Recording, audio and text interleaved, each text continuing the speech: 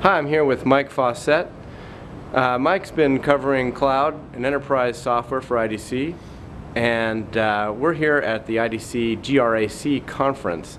And Mike's been covering emerging trends in the enterprise space. And Mike, good to see you. Hi. Thanks, John. Good to see you. What's going on in the enterprise world these days? Lots of stuff going on in the enterprise space these days. I mean, you know, I spend a lot of my time looking at emerging trends and new kind of things that are going to impact business over the next few years, and I try to look future a little bit more than maybe some of the analysts on the team. And one of the things that I've really started working on lately, and I've worked the last couple of years around, you know, the impact of social and mobile and cloud on the enterprise. And now I think we've started to see this trend get a little broader, and there are a lot of technical innovations that are starting to impact the business, but more so I think the way they've all come together now, we see this thing that I've started to call the organic business network. So this idea that we're all in a hyper-connected, you know, mobile, real-time, contextual kind of world that is leading business to go outside the firewall and really think about themselves as a people-centric network with all of these supporting structures that allow them to flexibly you know, innovate and compete at a global level in a hyper-connected environment by having a flexible strategy that they can implement on a very granular basis. I mean, daily or however you need to react to changing markets. Mm-hmm. Is this just social, or what's going on with the enterprise? I mean, social is really important to this, of course, but it's more because of the connectivity from the web in general and the way we interact that's important, I think, and the people centricity of it.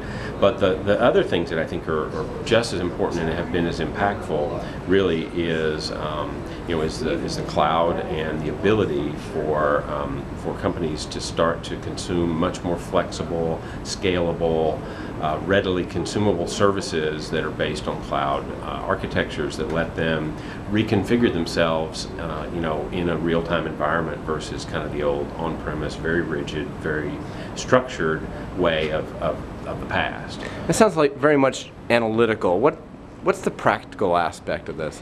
Well, the practical aspect really is that in an environment where you know, a company could wake up tomorrow and have a new competitor in a country they've never heard of, and in their business, and undercutting them or innovating or providing much higher quality than they could have ever because of all the technology available, they could actually respond to that threat in a very quick, rapid kind of environment with, you know, by restructuring their network and using those services and things that they can consume. Right, and by network you're meaning the people network. I mean the people network, right. That's right. I mean, when I talk about network, it's really people plus the ability to connect supporting nodes like content and data and systems in the cloud.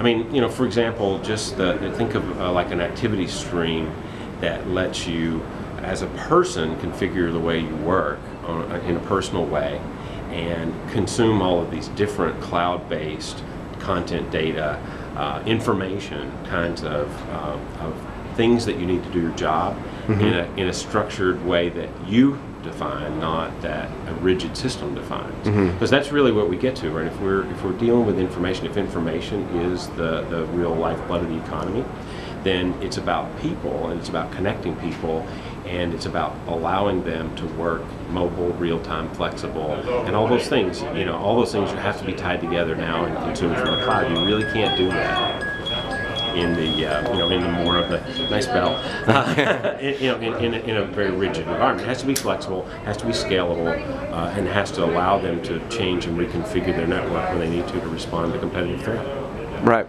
And what was it like before? I mean, why weren't people networks created before? Was it software holding them back, or? Well, it's a combination of a couple of things. One, I do believe that software played a big part of this, but I don't think it's an inherent software problem. I think it was an inherent way we approached the software.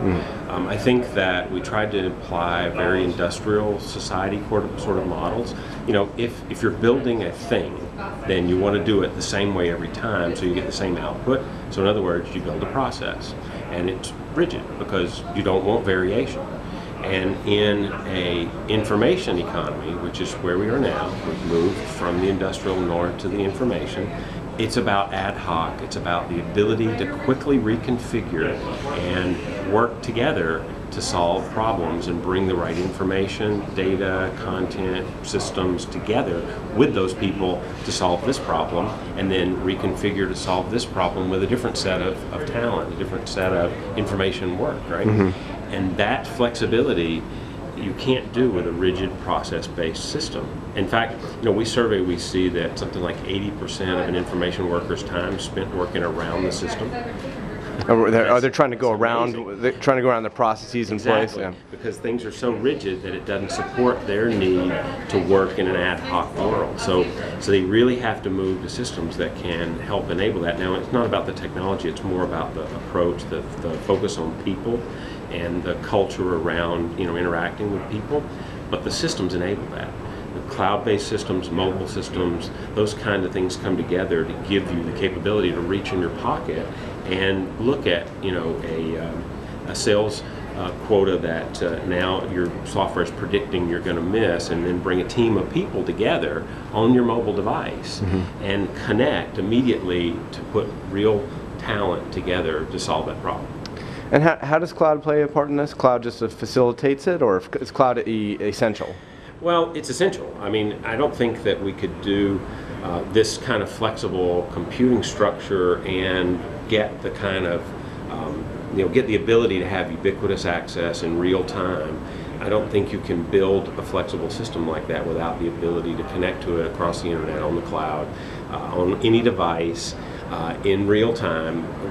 It's just not something that we would have done and deployed in a very rigid on-premise situation. I'm not saying you couldn't do it in a private or public cloud, but the cloud-based piece of it, internet access to it, ubiquitous access across any device, is absolutely essential to this idea of ad hoc work teams. And by ubiquitous device, you mean all the mobile devices coming out? iPad, iPod Touch. I mean, all those are great computing platforms. Android, you have an Android device, an iPod Touch, an iPad. I mean, all those things are let me work wherever I need to, whenever I need to, and let me connect whenever I need to, so that I can connect to people, I can connect to content that I need to do that job, and bring teams together and then disband them when I need to because of the flexibility. Right, so mobile and cloud together are enabling this organic business process. Well, I think it's mobile, social, and cloud. Those are the three things that really layer that. Now, there are a bunch of other things around that, and you can go read my blog if you want to hear me say, there's like 20 other technologies that are playing a part in this, but the key things to that are those three things: mobile, social, and cloud. Any statistics behind mobile adoption, social adoption, or anything that you can share? Well, I mean, social adoption is still really something that's gaining momentum.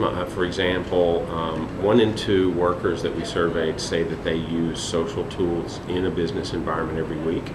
And that's up considerably over the last year, and it's going to continue to increase. We just got a new survey back that I haven't taken a look at yet that I suspect will show it's even more than that. And a lot of that activity, because they're all really tied together, a lot of that is cloud-based use on a mobile device. So they all link together statistically, and if you look at the smartphone adoption, I mean, all 3 of the major leaders, BlackBerry still in the lead, although dropping off some, and iPhone and Android. Android saw phenomenal growth over the last 6 months or so, as smartphone adoption has really started to pick up, because people want this platform in their pocket to interact with the enterprise, and more software vendors are figuring out ways to give that to them. And give them access on the device. Right. So where can people find out more information about this? Do you have a blog? I have a blog. It's mfauscette.com. So check that out. I write quite a bit about this topic. I just posted something today about organic business networks to try to start to think about this next generation of what the business could look like and what the opportunity is for the business. So that's probably the first place. And then we also have these community blogs on the IDC site that tie other analysts into this conversation. So there's a social business blog on the Insights community that also would help. Excellent. Well, I'm here with Mike Fauscette in San Francisco. You can't see the skyline anymore; it's dark, but it was beautiful. It was a great day in San Francisco. And again, I'm here with Mike and from the GRAC conference. Thanks very much, Mike. Thanks, John.